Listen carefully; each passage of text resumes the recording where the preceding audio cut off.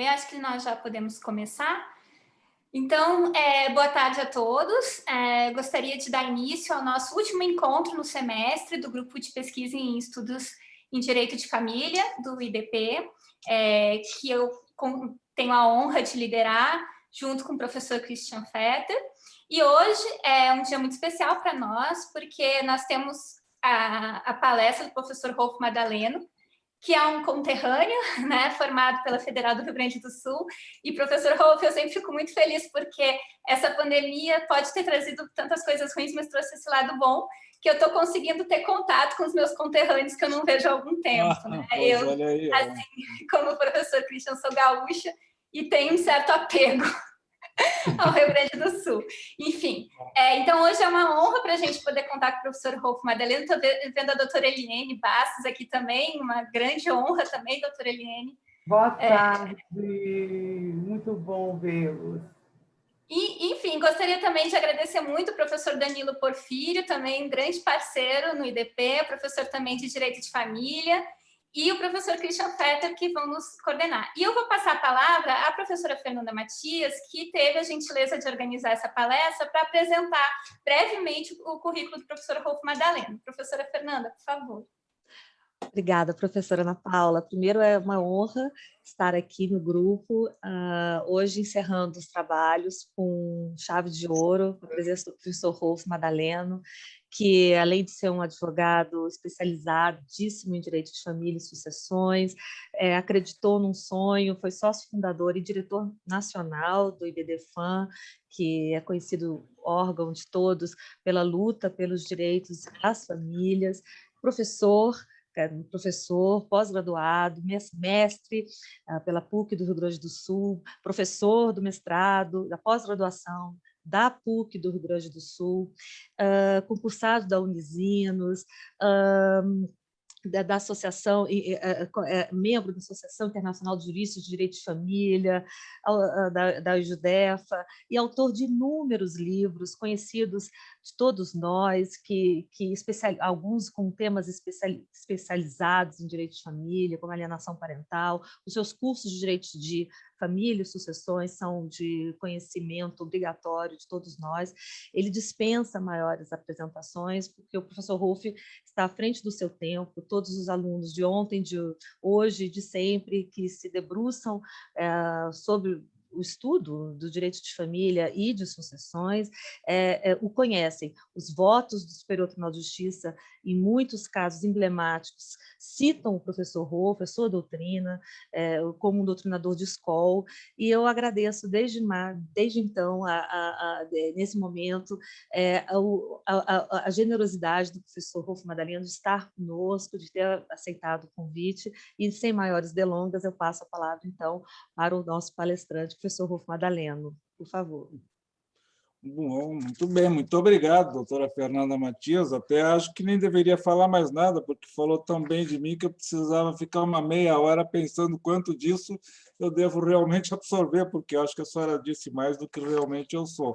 E fico muito agradecido pelo convite e pela oportunidade, né, de estar participando aí, então, desse último, que parece que encerra o ciclo, né, desses encontros dos estudos de direito de família, e é uma honra muito grande, e agradeço a todos que estão presentes, aos conterrâneos, né, a doutora Ana, o doutor Christian, e um forte abraço à doutora Eliane também, que é minha parceira lá do IBDFAM, como todos aqui também, o doutor Danilo, os agradecimentos estendo, e a todos que estão nos assistindo.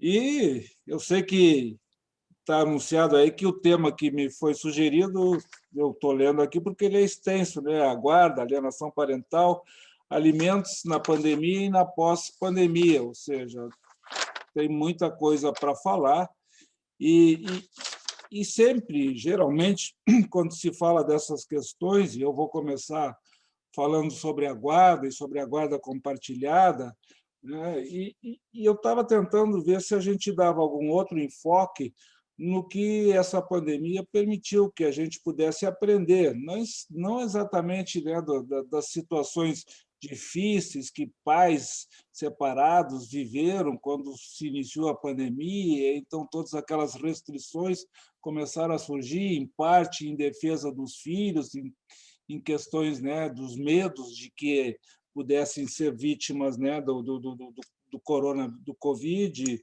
e aí, então, com isso também se misturaram algumas situações de alienação parental, ou seja, foi todo um momento muito diferente que todos nós vivenciamos e foi uma experiência que nenhum de nós imaginou e vivenciou antes e que tivesse podido, né, de alguma maneira, saber como agir nesses momentos tão atípicos, né, que, graças a Deus, já estão se normalizando e a gente hoje está quase que voltando ao antigo normal. Também, evidentemente, que alguns aspectos positivos a gente pode somar pelo fato de que nós aprendemos outras maneiras de nos comunicarmos, né? Não só os adultos, como também as crianças e os adolescentes, né? Que é esse sistema virtual, e então isso nos mostrou, né, que não há dificuldade nenhuma de que a gente pode, de alguma maneira, ampliar as nossas relações e que a internet é um instrumento excelente para a aproximação entre adultos, crianças e adolescentes, entre pais e filhos. Então, coisas boas também vieram com a pandemia, outras nem tanto, mas o fato é que a gente cresceu, posso dizer assim, bastante, né? Porque nós amadurecemos com essa experiência de choque que todos nós sofremos com esta pandemia aí que, né, parece que ela é cíclica, a cada 100 anos ela aparece. Então, talvez nos próximos 100 anos alguém enfrentará, como nós enfrentamos hoje, né, todas essas questões, e, em particular, esses aspectos novos que precisavam de soluções novas dentro do direito de família.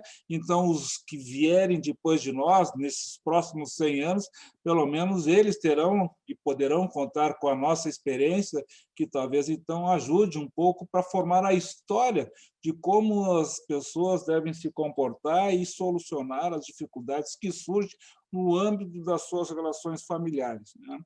Mas tudo isso, ou toda essa introdução, é apenas para dizer que, olha só quanta coisa moderna e diferente nós projetamos hoje para um futuro até bastante distante, de 100 anos para uma próxima pandemia.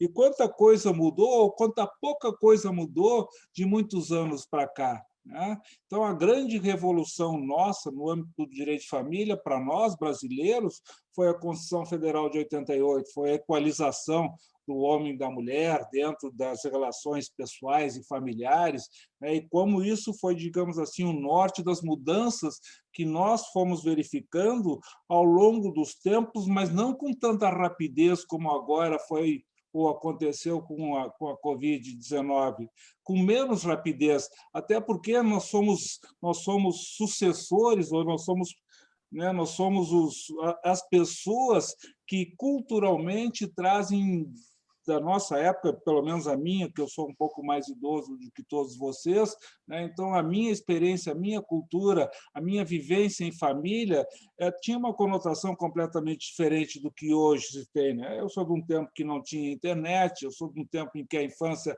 era vivenciada de outra maneira, e que nós vivíamos na rua e que os nossos prazeres eram completamente diferentes do que são os prazeres de hoje, mas, em particular, né, meus pais sempre viveram juntos, nunca sofri, nunca passei por uma separação dos pais, mas eu me lembro, né, e me permitam fazer esse testemunho, eu me lembro dos meus colegas que eram filhos de pais separados e como esses filhos de pais separados sofriam o constrangimento, né, dos outros todos, que eles então continuavam sendo filhos de pessoas casadas, e como era difícil naquela época que as pessoas se separassem e como eram vistos com um olhar enviesado esses filhos de pais separados, de pais desquitados, até para usar a palavra da época. E tudo isso, então, eu estou trazendo, como disse, talvez uma introdução um pouco longa demais, mas que talvez faça sentido, porque, às vezes, muitos dos que nos ouvem não sabem ou não vivenciaram ou até têm dificuldade de encontrar informações de como se vivia há pouco tempo atrás, né? Porque tem têm e vivenciam, e a informação que trazem é o que hoje eles vivem, da maneira como a sociedade vive, né? A cultura atual. Mas a cultura de hoje não é a cultura do passado. Eu não estou falando de um passado distante, eu estou falando de um passado muito próximo, porque eu ainda vivo, né, em sociedade, e eu estou trazendo o meu testemunho, né, dos filhos de pais separados que eram, então, discriminados na escola. Mas esse é um detalhe, porque o detalhe maior que nos interessa e que é mais pontual é que esses filhos de pais separados, eles não viviam uma guarda compartilhada, que é onde eu quero chegar, porque não existia para esses filhos da minha geração uma guarda compartilhada. A guarda compartilhada é recente, é de 2008 para cá, né? Então, vejam que essa experiência nós ainda estamos vivenciando aos poucos, a geração de 2008 para cá, de uma guarda compartilhada, porque culturalmente, até muitos de nós estamos vinculados a um tempo em que a guarda era unilateral, até parece hoje em dia, né, um palavrão, um desaforo falar, ou sugerir, ou relembrar de que um dia existiu a guarda unilateral, mas essa guarda unilateral ela era prevalente. A guarda unilateral era o que prevalecia e ninguém, esse que é o interessante, ninguém via nenhuma dificuldade em que a guarda se desse de forma unilateral. Por quê? Porque todo mundo tinha culturalmente a noção muito clara de que os filhos deveriam ser guardados, custodiados e educados pela mãe.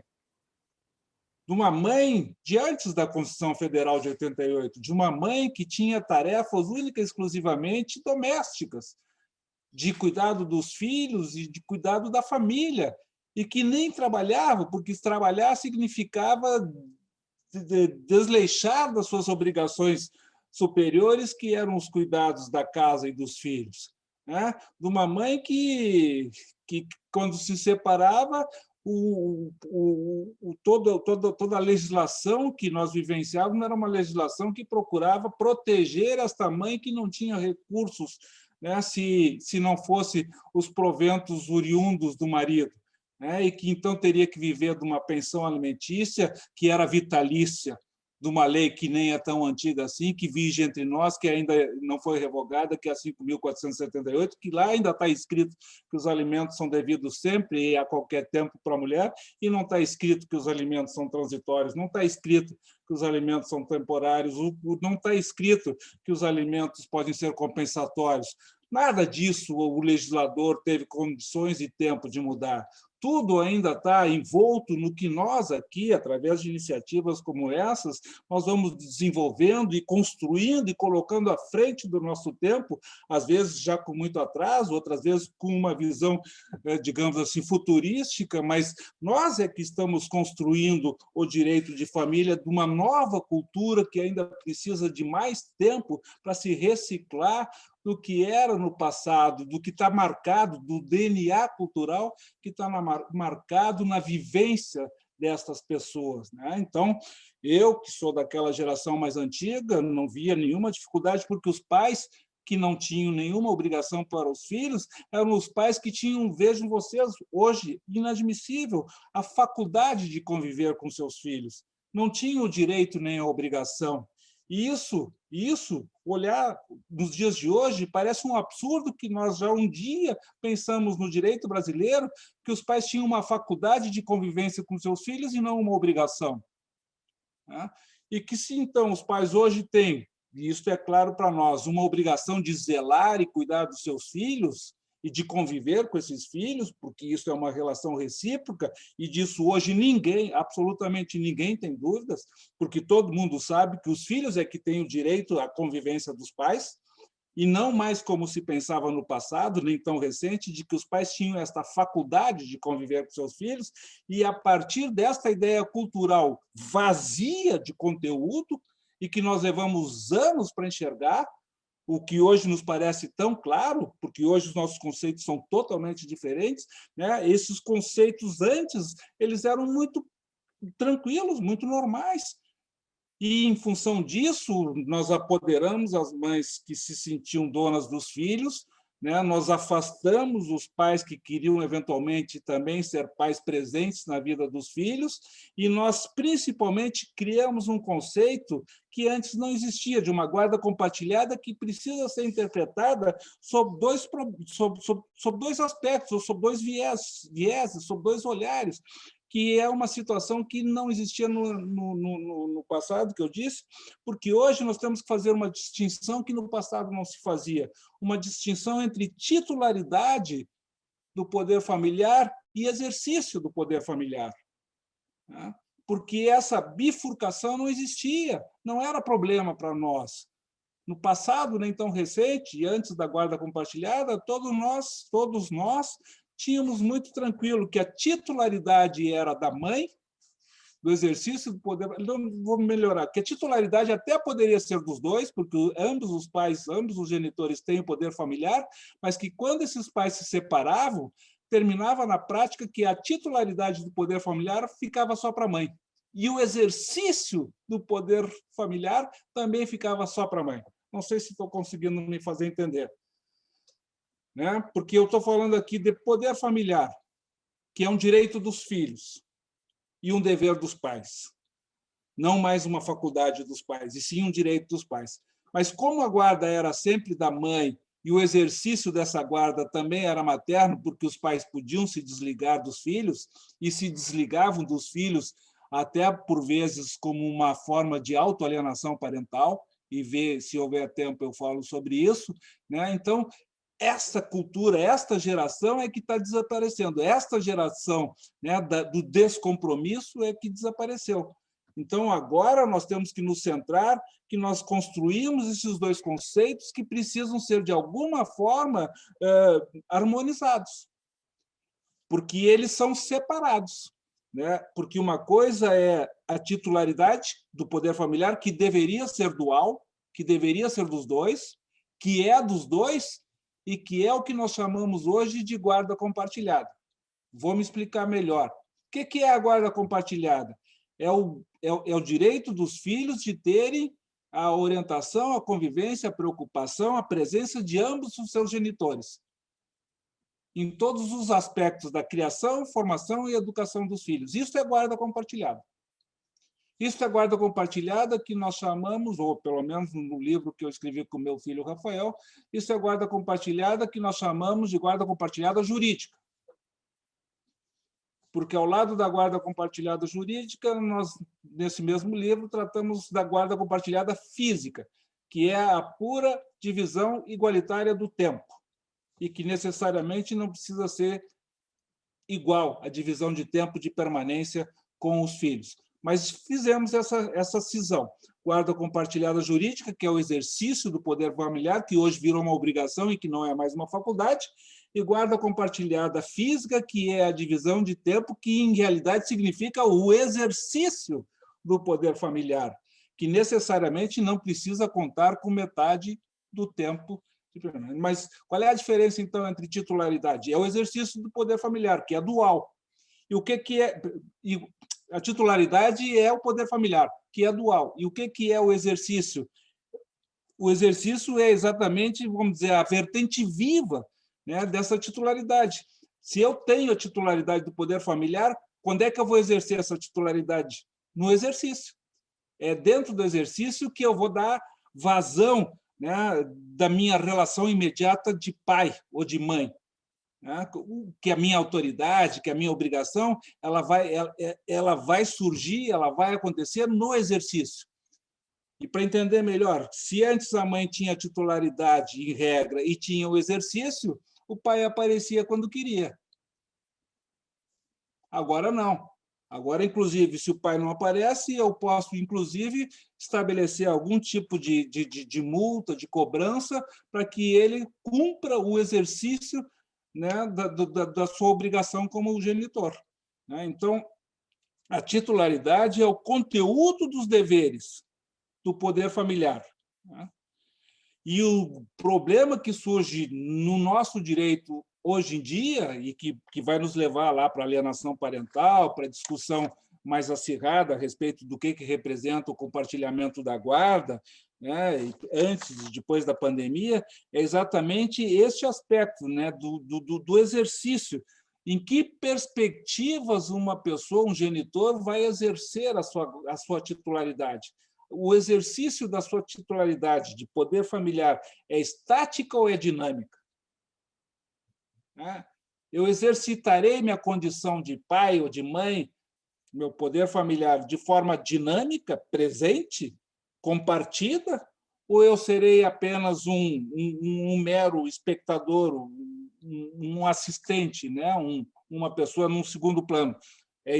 Ou será o meu exercício será estático, passivo? Né?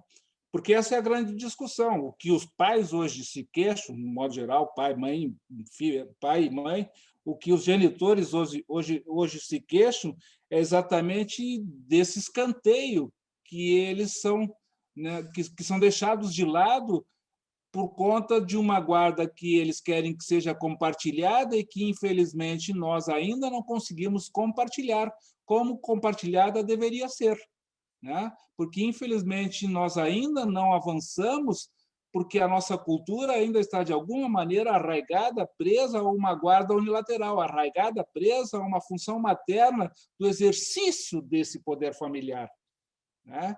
E de uma transferência dessa titularidade direta para a mãe. Então, hoje, quando eu digo lá, ironicamente, que o casal se separa e a guarda será compartilhada, mas a residência de referência será materna, isso é uma hipocrisia. Porque nós estamos simplesmente dizendo, por outras palavras, que a guarda continua sendo unilateral da mãe. E a mãe é que vai decidir, em regra, né? Não sempre. E a mãe é que vai decidir se o pai vai ter dinamismo ou não no exercício desse poder familiar. E essas são as brigas, essas são as dificuldades, né? E é isso que nós não conseguimos superar.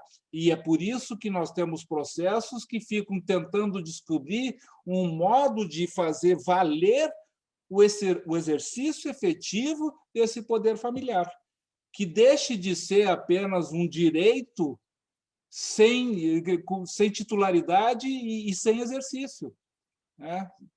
Porque é um direito que eu não consigo executar, né?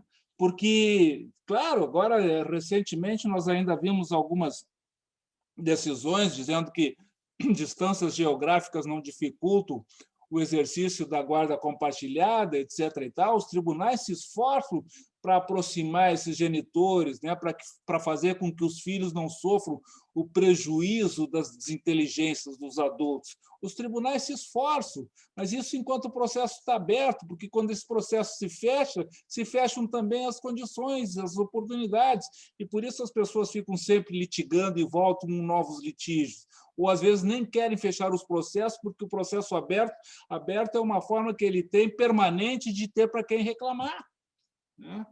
Tudo porque, no meu modo de pensar, nós ainda culturalmente não vencemos, né, esse avanço, nós ainda não conseguimos enxergar que o exercício do poder familiar é um ato de solidariedade, né? Ou seja, por que eu digo que é um ato de solidariedade? Porque o exercício do poder familiar ele tem que ser exercido separadamente, porque ele só é exercido em conjunto quando eles moram sob o mesmo teto, os pais.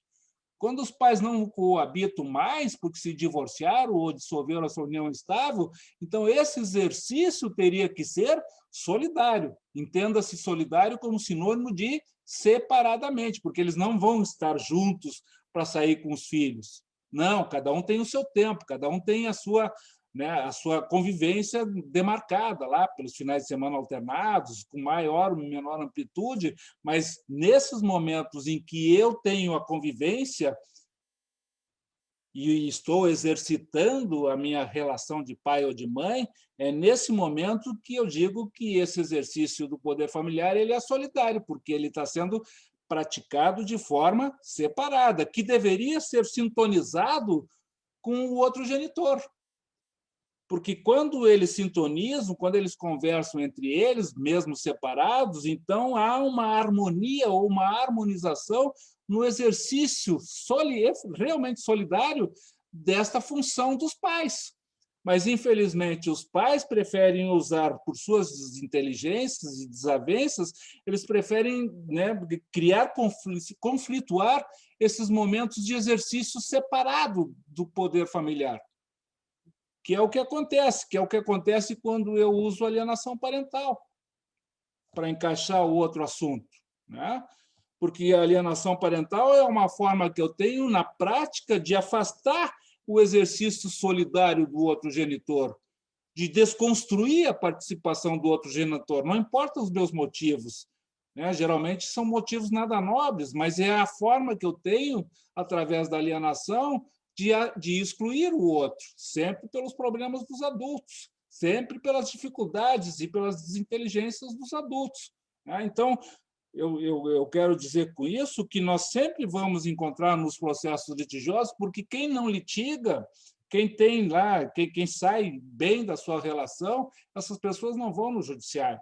Essas pessoas não pedem guarda compartilhada. Quem pede guarda compartilhada é quem não está bem entre si, quem continua litigando, quem não tem acesso aos filhos, quem está sendo alienado, quem acha que, através do deferimento de uma guarda compartilhada e com a ampliação do tempo, ele vai ter mais acesso ao filho e vai evitar ou vai dar menos espaço para que o outro genitor continue alienando. Ou seja, ele sempre está procurando soluções, né, caminhos que resolvam um problema gravíssimo que ele tem, né, de não poder exercitar o seu poder familiar, porque a titularidade ele tem, mas ele não tem o efetivo exercício, porque esse efetivo exercício é abafado pelo outro genitor. Às vezes, o próprio genitor se autoaliena, né? Sabem disso, então ele mesmo se afasta, ele mesmo se abafa, né? Mas vejam, são sempre problemas presentes entre os adultos, em prejuízo dos filhos.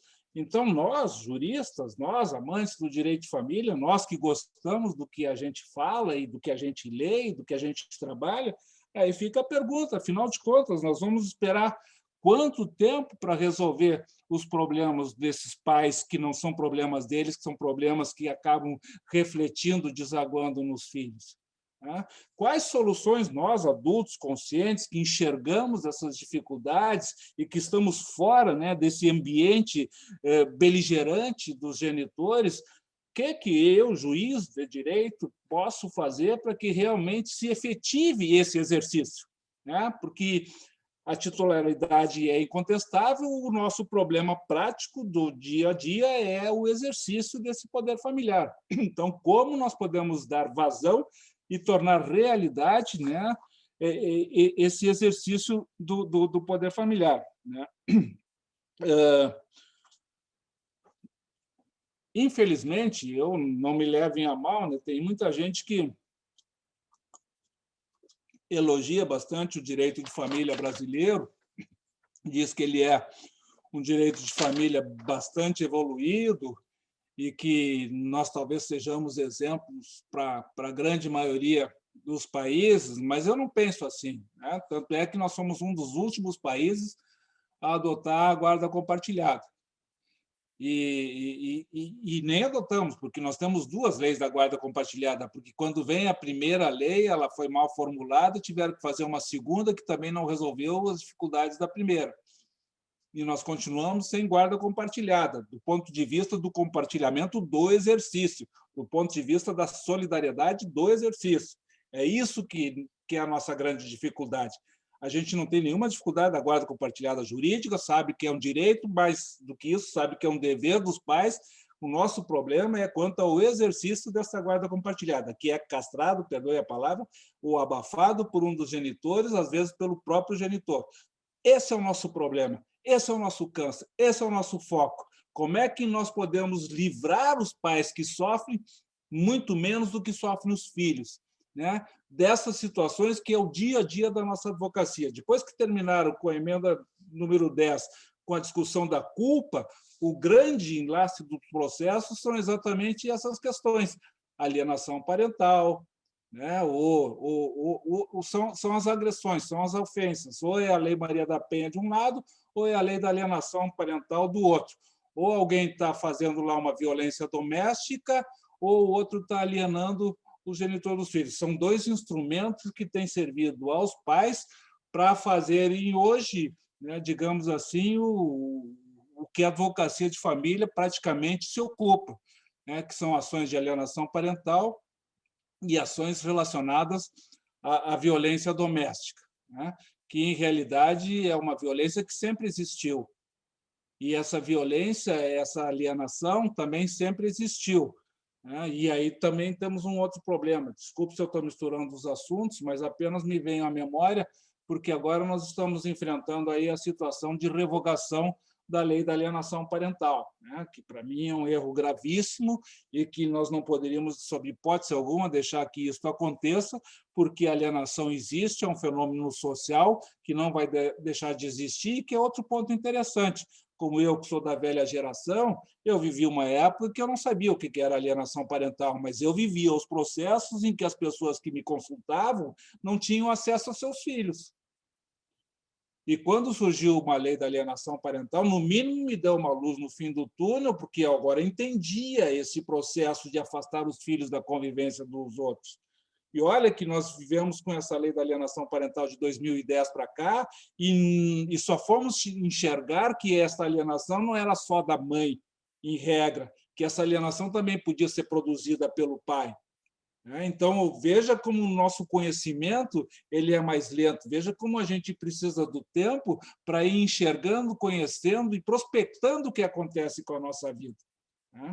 Para chegar hoje, dizer 10 anos, 11 anos depois, que nós temos que revogar a lei da alienação parental, em absoluto, porque não é uma questão de gênero. A alienação parental hoje, sou capaz de dizer que ela é muito mais praticada pelos homens do que pelas mulheres. Porque a alienação parental, o Dr. Christian sabe isso, porque escreveu um excelente artigo e falou no artigo dele sobre a autoalienação. Esta autoalienação ela acontece exatamente, às vezes, porque um pai tenta atingir os filhos, a mãe, através dos filhos. E isso acontece com muita frequência. E isso é uma violência psicológica em relação à mãe, porque aquele pai que foi deixado, que se divorciou e que agora, né, se ressente de ter sido, né, abandonado pela esposa, talvez até porque tenha dado causa para isso, ou não importa, mas que não queria se separar, e isso é muito comum de acontecer. Quando ele já não consegue, né, fazer com que a ex-mulher sofra porque não ganha dinheiro, porque ele não paga a pensão, porque ele não convive com os filhos, então aí era uma forma de alienação, mas mais do que isso, a faculdade que tinha o pai de querer ou não querer conviver com seus filhos dava a ele esse direito de rejeitar os filhos. Não que ele não quisesse os filhos, não que ele não gostasse dos filhos, mas rejeitar os filhos, ignorar os filhos, era uma maneira de fazer a mãe dessas crianças sofrer. E isso é autoalienação. Porque com as suas... Também é autoalienação, não é só isso, mas isso também é autoalienação, porque com esse seu gesto, né, de tentar atingir o sofrimento da ex-mulher, da mãe dos seus filhos, ignorando a existência dos seus filhos, era uma forma de fazer com que ela sofresse.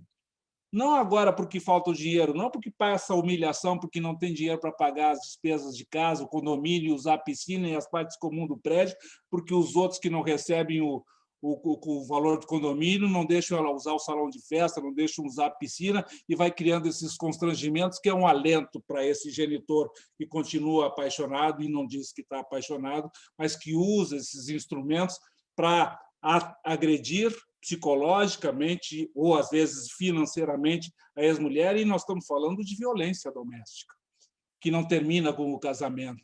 O casamento terminou para que se terminasse, para que se tentasse terminar a violência doméstica, mas ela continua, e às vezes até muito pior do que estava. E às vezes, então, os outros instrumentos acabam servindo exatamente para que essa violência psicológica, ou essa violência doméstica, ou essa violência financeira continue. Quando, por exemplo, um genitor pede uma guarda compartilhada física de divisão igualitária de tempo, ou quando ele usa o pedido da guarda compartilhada para negociar o valor dos alimentos. né? Então, vejam que todos esses instrumentos nos mantêm num emaranhado estranho que nós todos, para mim, pelo menos, é a minha opinião, nós todos, profissionais do direito, estamos com dificuldades de sair, né, desse enredo que nos colocaram, né? Porque criaram mecanismos para fazer valer algo que é um direito dos filhos e que nós estamos com extremas dificuldades 10 anos depois, 11 e 12 anos depois, 13 anos depois, se considerar a lei da guarda compartilhada de 2008, e nós estamos com dificuldade de colocar isso em prática.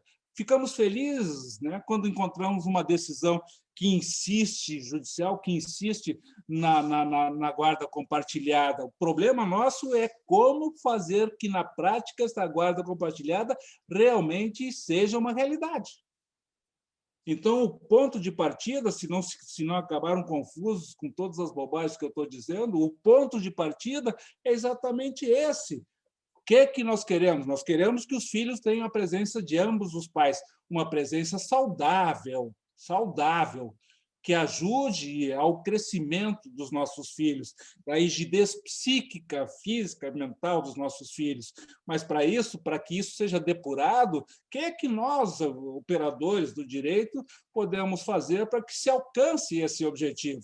Vamos continuar dando vazão para as leis Marias da Penha, vamos continuar dando vazão para a revogação da alienação parental, para a ocorrência da alienação parental, para a pesquisa da alienação parental? Será que nós, com esta preocupação, né, acabamos sendo envolvidos nesse sistema que se vale dessas oportunidades, dessas leis, que nada mais tem servido, né, para manter aceso o litígio entre essas pessoas, né?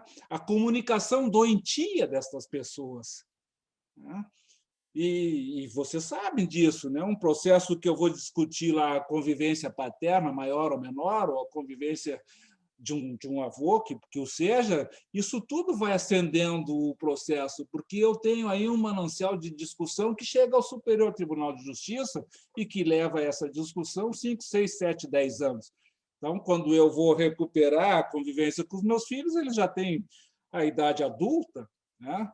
E o processo serviu exatamente ao alienador, o processo serviu ao autoalienador, o processo serviu àquele que se ressentia do fim do relacionamento e que, com isso, se serviu do processo porque nós fomos puxados por estas pessoas, fomos envolvidos, e você sabe que os piores, né, as pessoas mais convincentes, mais insistentes são exatamente os alienadores, né, porque eles colocam isso como alienação, como uma tarefa, um objetivo, e elas vão trocando de advogado enquanto elas não conseguirem convencer o advogado de que elas estão sendo vítimas de uma alienação, ou que essa alienação não existe, ou que o outro genitor é que realmente não tem nenhuma qualificação e deveria ser excluído da vida dos filhos.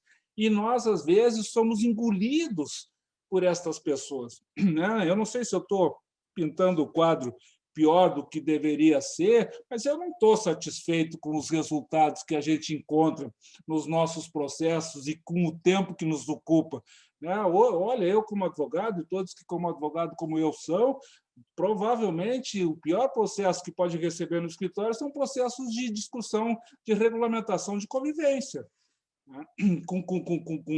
Com índices muito claros de prática de alienação. Esses processos são intermináveis, não há dinheiro do mundo que pague o trabalho que isso dá para a gente como advogado, né? E se pegar um outro advogado que foi convencido pelo alienador, pior ainda, porque então são dois alienadores, um consciente e o outro inconsciente. Isso não tem dinheiro que pague, né? E aí, então, diferente dos outros, dos estrangeiros, né? Porque eu comecei tudo isso dizendo, olha, alguns acham o direito de família brasileiro moderno, avançado, e eu estava dizendo que eu não achava, e acho que ele não é mesmo, porque, voltando de novo à minha origem de mais idoso, né? Ou seja, no meu tempo, quando as visitas não eram honradas, e se chamava de visita, né? Vejam aí, não é ato falho, era visita mesmo, coisa de estranho, né? De tio. de avô, visitava. Então, esse direito de visitas, quando ele era desobedecido, se fazia a busca e apreensão da criança, ou seja, uma violência contra a criança. Logo em seguida, nós aprendemos que era violento demais. E aí nós paramos de fazer a busca e apreensão dos filhos. Mas aquelas visitas perdidas, ainda estou usando a expressão antiga, aquelas visitas antigas, perdidas, não eram mais recuperadas. E o alienador, aquele que queria afastar o outro ou se vingar do outro, atingiu o seu objetivo. Todas as visitas, para usar a expressão antiga, perdidas, nunca mais poderão ser recuperadas. E qual é a minha expectativa de conviver com os meus filhos se um processo levar 3, 4, 5, 6 anos e vai ser sempre assim, tumultuada a minha relação com esses filhos? Então, o processo vai servir aos propósitos do que quer o afastamento do outro, sem sombra de dúvida.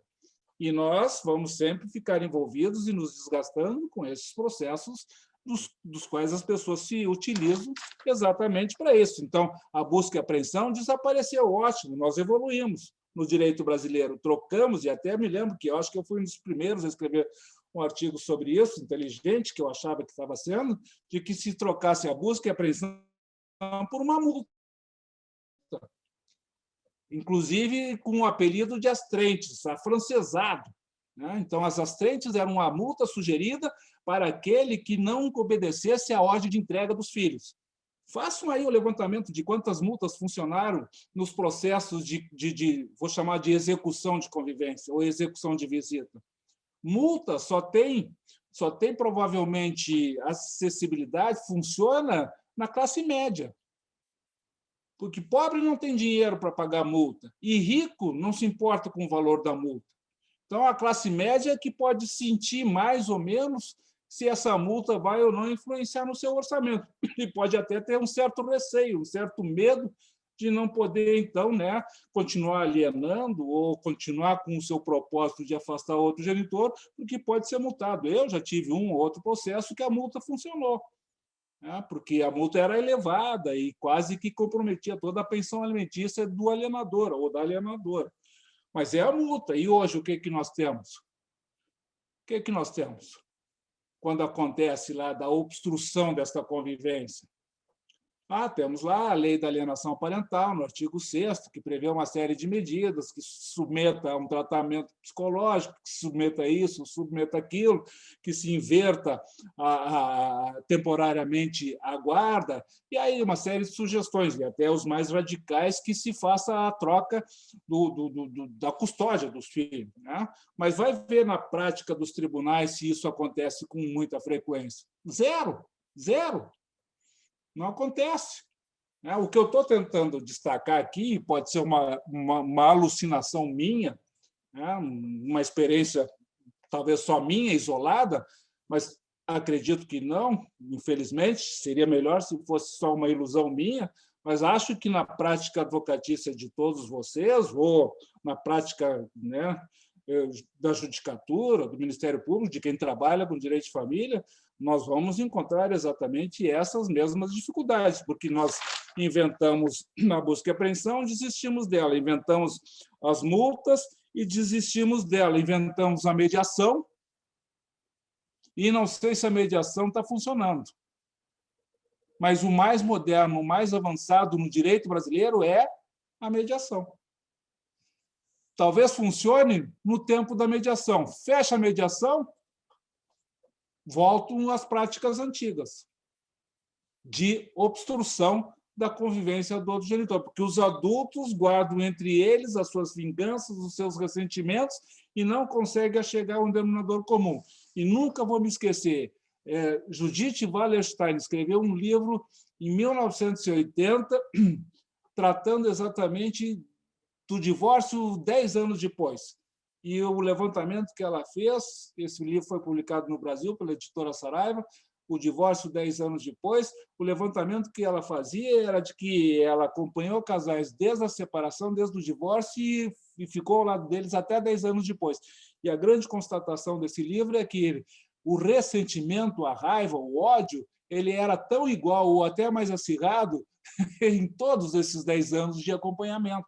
Ou seja, o tempo não arrefece o ódio das pessoas. O tempo, pelo contrário, podia até aumentar esse ressentimento, que era o que mais provavelmente acontecia.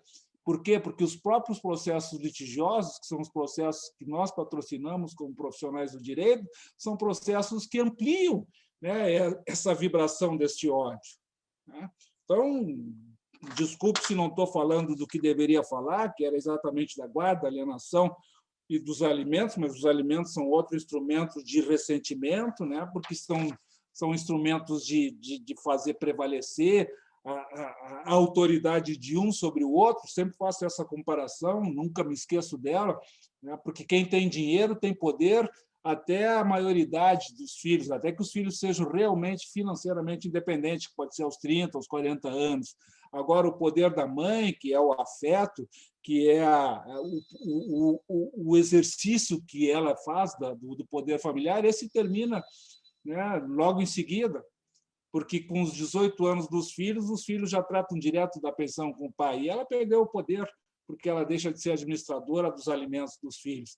Enquanto ela é administradora, e isso só vai até os 18 anos, porque depois eles atingem a maioridade, até ali ela ainda tem algum poder. Eu estou falando de casais que usam o poder que pensam que têm para negociar e se apoderar ou crescer em relação ao outro. Estou ainda falando de litígio. E vou terminar logo em seguida, porque eu sei que ninguém aguenta falar só de litígio. A gente tem que tentar buscar alguma solução. Mas esse é o quadro que nós vivenciamos, né? Então, aqui entre nós, o que nós temos de mais moderno, como eu dizia há pouco, é a mediação, que às vezes ela também acaba servindo, porque se demora muito a mediação, ela acaba servindo aos propósitos de quem, por exemplo, quer alienar. Porque vai fazendo lá sessões de mediação até onde ele puder estender, criando dificuldades que fazem com que o mediador acabe se tornando até um associado, um aliado do alienador, involuntário, obviamente, né? Mas é o que acontece, é a nossa realidade. Então, visitas perdidas ou convivência perdida não é recuperada, busca e apreensão não se pratica mais, a multa é só para a classe média, e o que se faz para esses processos? E aí, então, o direito brasileiro não tem, no meu modo de ver, nenhum outro mecanismo que aproxime esses direitos, que dê, quem sabe, uma paz de espírito a essa situação. Os espanhóis criaram o que eles chamam de pontos de encontro. Vocês já devem ter escutado falar sobre isso, né? E como criaram também lá o termo de parentalidade, né? Que o nome varia, né? Alguns chamam de termo de parentalidade, outros de acordo de parentalidade. O fato é que a ideia central desse termo de parentalidade é que os pais desenvolvam um instrumento, um documento, onde eles se ocupam minuciosamente das suas obrigações, das suas tarefas em relação aos filhos. Já que vão exercer um compartilhamento da guarda, fica escrito nesse termo de parentalidade quem busca, quem leva, quem faz, quem não faz, como é que discute em questões que não haviam sido previstas, usa eventualmente um mediador, ou seja, tenta tapar todos os buracos que podem ficar, e isso é extremamente difícil, mas é uma opção. O termo de parentalidade pode ser um instrumento, né, que ajude a coordenar a participação de pai e mãe, ou dos pais, na relação dos filhos. Mas também não é uma prática nossa. Pouca gente faz esse termo de parentalidade. Talvez até porque pouca gente saiba como começar esse termo de parentalidade. É só ir lá no direito espanhol, né, que vai encontrar lá no Código Civil da Catalunha, tem um artigo, não me lembro de cabeça agora, 90 e poucos, que estabelece quais são as principais cláusulas de um termo de parentalidade. Mas é um instrumento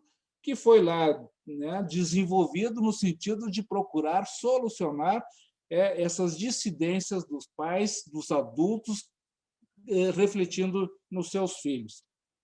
E agora, então, já me encaminhando para a conclusão, eles, por cópia dos americanos, vejam vocês, né? Nos Estados Unidos, na Califórnia, na Califórnia, iniciou lá por 1980 e 1990. Veja como nós somos atrasados no direito de família. A guarda compartilhada existe desde a década de 80 nos Estados Unidos. Existem processos de guarda compartilhada de 1940 nos Estados Unidos. A nossa guarda compartilhada é de 2008, quando nós começamos a falar sobre isso. Lá em 1980, mas mais acentuadamente nos anos 90, os Estados Unidos, na Califórnia, em especial, iniciou com esse procedimento que eles chamam de coordenação de parentalidade, ou de coordenador de parentalidade. E é sobre isso que eu quero falar. O que esses americanos inventaram, que depois foram copiados pelos argentinos? Vejam aqui, o direito de família argentino é 1000 vezes mais avançado do que o direito de família brasileiro. Então, os argentinos também adotam o coordenador de parentalidade, e a Espanha, por exemplo, também adota o coordenador de parentalidade. O que é o coordenador de parentalidade? É um profissional que pode ser da saúde mental, ou que pode ser do âmbito jurídico, ou que pode ter experiência ou formação, né, em mediação, e que assiste o juiz. Ele é um auxiliar do juiz. E qual é o sentido? Antes, quero só registrar rapidamente. A Espanha já melhorou muito os seus processos litigiosos de convivência, de regulação de convivência, criando os pontos de encontro. Para quem não sabe o que é o ponto de encontro, as visitas não se dão mais lá na Espanha, a mãe entregando os filhos na porta de casa para o pai, ou o pai buscando no colégio. Quando há litígio entre os pais, os filhos têm que ser entregues nesse ponto de encontro, que é um local onde fica um psicólogo, um assistente social e, às vezes, um psiquiatra, nos casos de abuso sexual. E esses profissionais é que acompanham a entrega e a devolução dos filhos.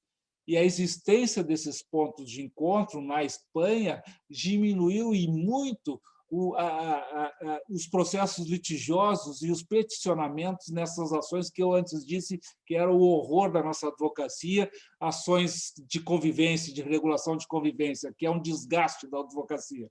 Então, diminuiu, porque os profissionais ficam proibidos de peticionar.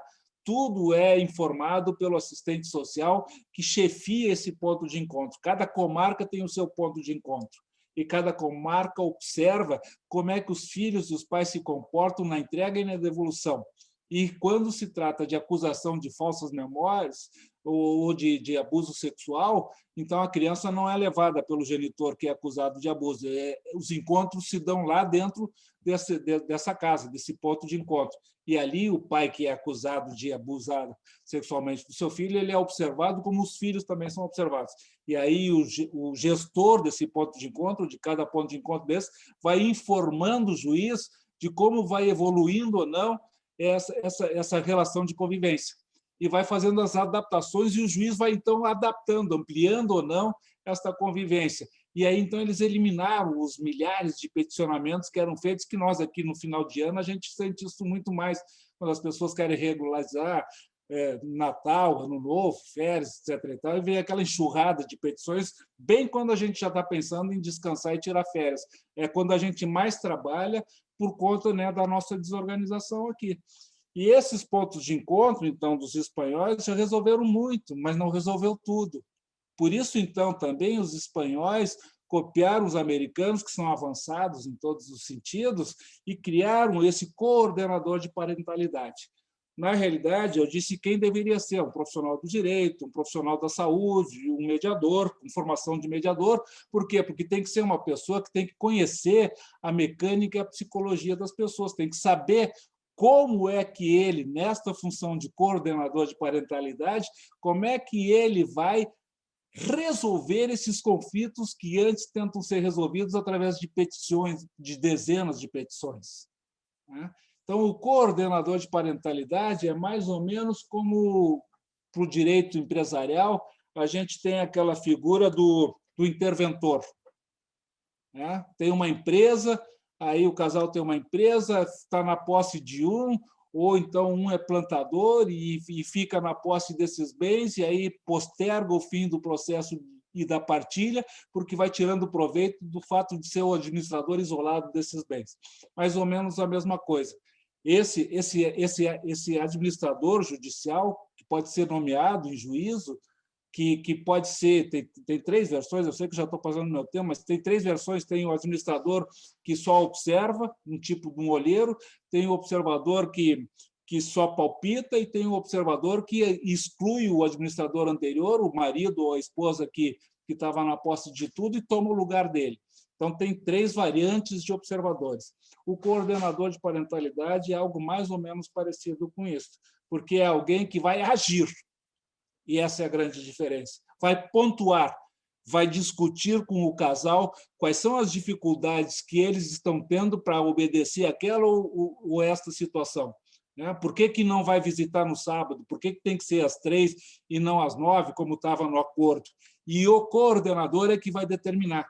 Não vai dar espaço para eles fazerem petições para ficar discutindo, para o juiz decidir se deveria ser às 9 ou às 3 da tarde. O coordenador é que determina, porque tem poderes de gestão. E claro que não é para todo e qualquer processo, é para aqueles processos críticos, que a justiça não está querendo resolver. E, diga-se de passagem, não são poucos, mas é onde exista um elevado conflito. E quando existe um elevado conflito, mal comparando, vocês podem ver uma situação de partilha de bens. O gestor, o administrador judicial, ele às vezes acaba sendo a solução daquele desvio dos bens, daquela má administração dos bens, daquela falta de prestação de contas, que é, para quem está tratando da partilha, o grande dilema que faz com que os processos demorem muitos anos, porque quem está na posse de tudo tira proveito disso, tira proveito da lerdeza do judiciário, tira proveito de uma justiça que nem sempre vai ser justa e que vai levar em consideração todas as variantes possíveis, ou seja, é a objetivação do problema. O coordenador de parentalidade vai ser alguém que pontualmente vai resolver aquela situação, com poderes, com autoridades de representação do juiz. E claro que depois ele reporta ao juiz tudo o que aconteceu e claro que também toma as medidas em regra, levando em consideração o acordo que o casal fez a respeito da sua separação, das visitas, dos dias, ou seja, o ponto de partida do coordenador ele se baseia no acordo de separação dos pais, de como eles estabeleceram essa guarda compartilhada de convivência. Então, ele vai respeitar isso. E como vai respeitar o compartilhamento da guarda das decisões, que deixam de ser decisões isoladas, que eu posso reclamar para o coordenador de parentalidade, que o outro toma decisões isoladas, que o outro tira do colégio por sua conta própria, ou seja, o coordenador, com esta autoridade, com essa extensão da mão do juiz, ele vai fazendo os consertos que antes não eram consertados, porque ele tem autoridade para isso. E mais, já terminando, pedindo desculpas pelo tempo que eu excedi, esse coordenador é aquela pessoa que vai, então, colocando de novo as coisas nos seus devidos trilhos. Porque todos nós sabemos que um juiz à distância e 2 advogados equidistantes é difícil colocar nos trilhos esse trem que anda totalmente desordenado.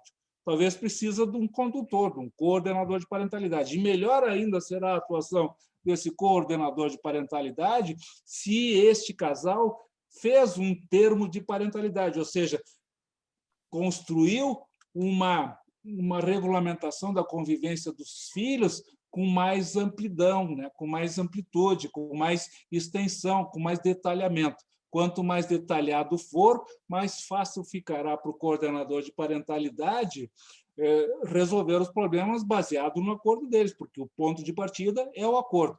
Mas a autoridade, a presença desse coordenador de parentalidade, ela é uma maneira que talvez nós possamos experimentar, porque, ao fim e ao cabo, o que a gente faz como profissional do direito é ficar tentando sempre, na ânsia de poder melhorar as nossas relações, encontrar alguma coisa que ajude, se não a resolver, mas que pelo menos reduzir os problemas, que já é um grande avanço.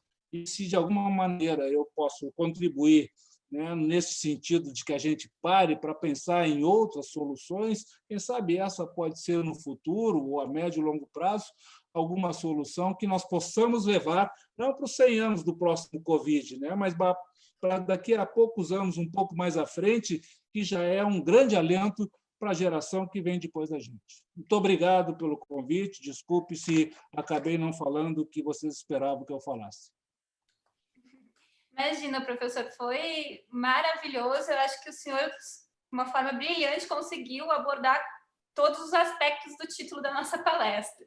E eu acho que a professora Fernanda, ela não só não exagerou, como talvez tenha sido modesta, porque o público que nós alcançamos hoje, que tivemos em alguns momentos mais de 70 ouvintes, é um recorde para o nosso modesto grupo de pesquisa e que comprova a qualidade do nosso palestrante. Mas, para não tomarmos o tempo e aproveitarmos ao máximo o tempo hoje, eu vou passar direto a palavra para o professor Danilo para suas considerações e perguntas para o professor Rolf Madaleno. Professor Danilo, que é nosso professor de Direito de Família e Sucessões aqui do IDP, conhecido de todos, dispensa apresentações. Professor. Então, muito boa noite a todos. Saudar o professor Rolf Madaleno, é uma honra, uma satisfação estar mesmo virtualmente, longe e perto, né, professor Rolf? Longe e perto, né? Mais perto do que longe, né? Isso. Saudar a minha querida Ana, professora Fernanda, meu queridíssimo Fetter, né, querido amigo, companheiro, combatente do bom combate. Saudar também professora Eliene, né, grande combatente do bom combate também na área de família, né, além de ser uma grande conhecedora sempre de uma elegância ímpar, não há o que se falar, né? E Roberta, bom te ver, Roberta, satisfação te ver, muito feliz em te ver aqui. Mas vamos lá, saudando a todos. Professor, eu vou começar dizendo uma coisa para o senhor. Não é alucinação que o senhor falou, não é devaneio. O senhor foi de uma imensa lucidez. Porque, na verdade, quando falamos... E não é, professor, por favor, bajulação, né? Fatos são coisas teimosas, né?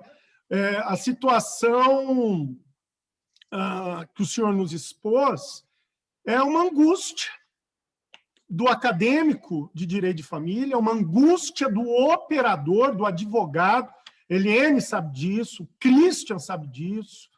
Como é difícil nós tratarmos sobre essas duas questões, que é a alienação parental e a própria questão da guarda compartilhada, né? Eu, professor, não posso deixar de fazer algumas pontes com autores que eu gosto, né? Na filosofia, ainda eu estou lá preso em Kant. E quando eu falo em Kant, professor Rolf, nós aqui começamos a perceber os limites da heteronomia do direito, a finitude, não é, Christian?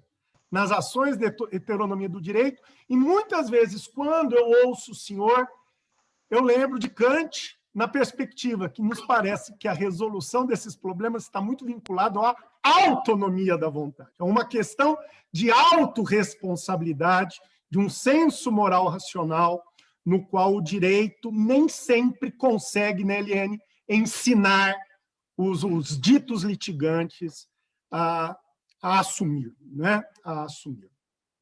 E também lembro, professor Rolf, de um autor que não é conhecido no ramo jurídico de forma tão enfática quanto nas ciências sociais, que é o Oliveira Viana, né? Nós vivemos a máxima, Christian, do Oliveira Viana. Um Brasil legal, Ana, e um Brasil real. Há um abismo entre esses dois Brasis, o que também me gera preocupações. Professor, eu quero só dividir algumas angústias e indagá-lo sobre outras. Angústias do seu discípulo e também aqui professor dessa meninada aqui de Brasília. Professor Rolf, me parece que a efetivação das ações de combate, né, Eliane, à alienação parental e de efetivação dessa implementação da guarda compartilhada passam por ranços. Nós enfrentamos ainda problemas rançosos, principalmente, professor Rolf, no nosso desenho processual. O nosso modelo processual é um modelo arcaico, é um modelo desenhado no litígio, e, mais do que nunca, professor Rolf, é um modelo que se tornou utilitarista. Nós temos uma visão utilitária rasa, né, Christian?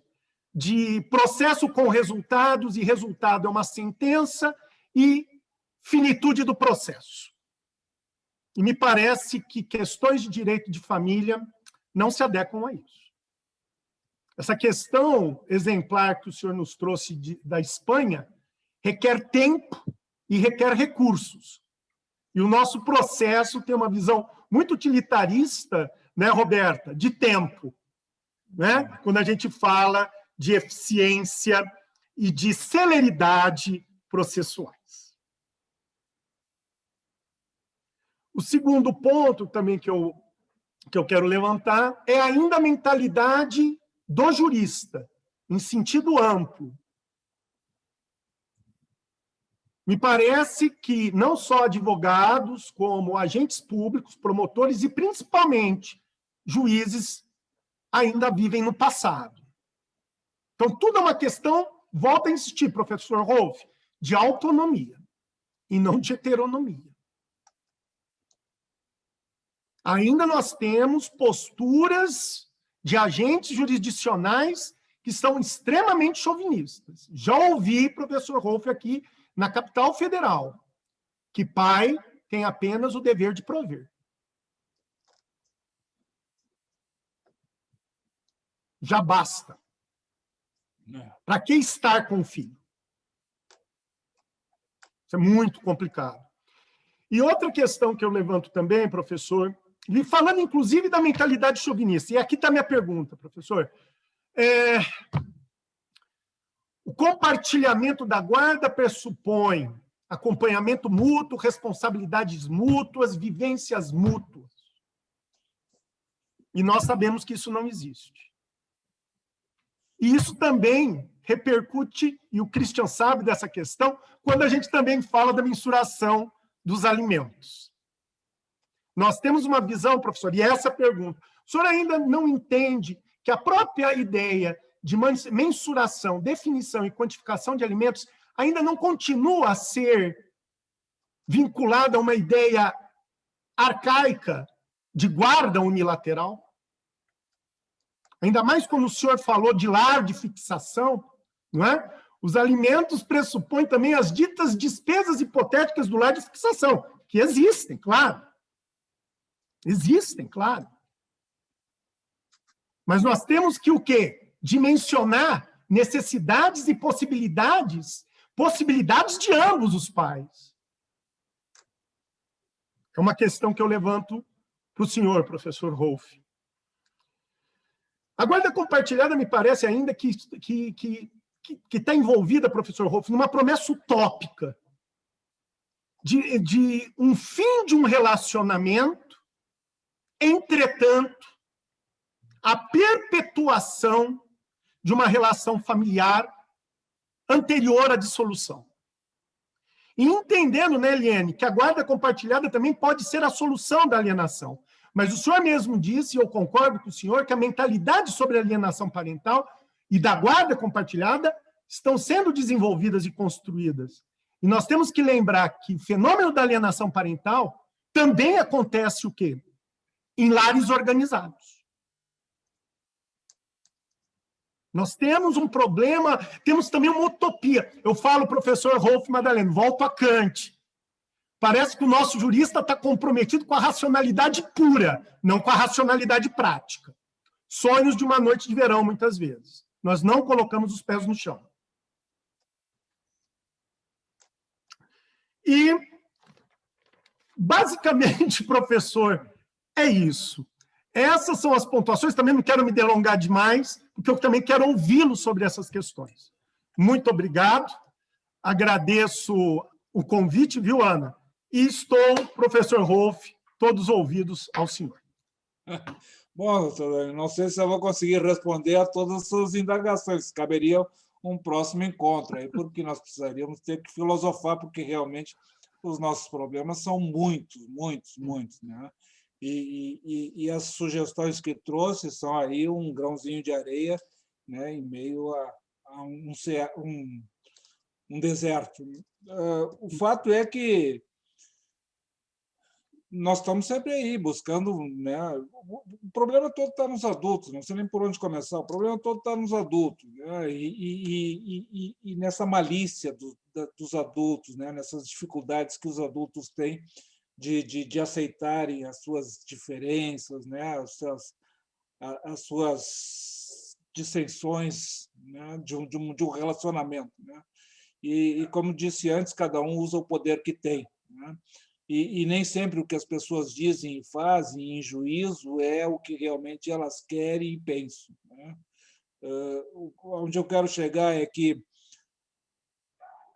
os motivos nem sempre são aqueles que estão sendo declarados nas petições. Geralmente, os motivos estão escondidos nos advogados que fazem essa linha de frente, aí talvez eles consigam perceber nos bastidores, e isso não chega dentro do processo, né? Então, os advogados, às vezes, filtram, ou, às vezes, os advogados são os próprios condutores, né, dessas dissensões que chegam nos autos, nos processos, com intenções que não são bem, né, esclarecidas, os propósitos escusos, né? Geralmente, muitas vezes, os homens devedores de alimentos não querem que a mulher, que era dependente financeira dele, tenha dinheiro nas mãos, e aí, então, quando isso acontece, é o desespero dele, né? Então, aí a guarda compartilhada, às vezes, tem servido como uma forma de negociação. Abre mão da guarda compartilhada, que é algo que a mulher se desespera, porque ela foi vítima de uma violência psicológica, ela foi vítima de uma violência econômico-financeira, e ela, então, não quer, de qualquer maneira, que esse marido se aproxime, ou ex-marido se aproxime através de uma guarda compartilhada, que ela nem tem noção do que se trata, porque dizem para ela que é algo que, na realidade, nem é. E, às vezes, até a gente chega, né, desconhecendo, muitos de nós, desconhecemos até a extensão, os efeitos e o que representa e significa essa guarda compartilhada, que para muitos de nós ainda é um grande mistério. Mas o fato é que esses pais que não querem, ou esses maridos, ou esses cônjuges que não querem que a mulher tenha recursos em mão, porque terá autonomia, terá independência, né? Então, para eles, é importante que esta pensão não seja paga em pecúnia, que seja paga em natura, né? Através do pagamento direto de bens. Às vezes, quando eles perdem essa negociação e tem que entregar algum valor nas mãos da mãe dessas crianças, e aí, então, eles procuram extraoficialmente fazer com que ela se encha de compromissos, de obrigações, para que esses recursos acabem, então, tendo que ser destinados para coisas que realmente sejam dos filhos, porque ele acha sempre que esse dinheiro vai ser mal usado e está sendo usado para os interesses próprios da mulher. Então, o que aconteceu? Eu sou um advogado, né? Então eu faço isso há 42 anos, nunca pretendi ser acadêmico, nem me considero um acadêmico, sempre comecei a escrever por interesse dos meus processos, para achar solução para as dificuldades dos processos que eu tinha. Sempre achava assim, olha, se isso aqui virar doutrina, então pelo menos vamos escutar, já que não me leem nas petições, porque não representa e não significa nada, bota num livro que aí então pode ser que vire informação doutrinária, e aí então eu seja ouvida e alcance indiretamente o objetivo que eu não consegui alcançar no processo. Então, para mim, sempre são soluções práticas, e essa até, aliás, é uma característica dos meus livros, porque eu escrevo mais pela praticidade, pela prática da advocacia, né? Das nossas dificuldades, do ponto de vista da nossa profissão, da nossa atuação.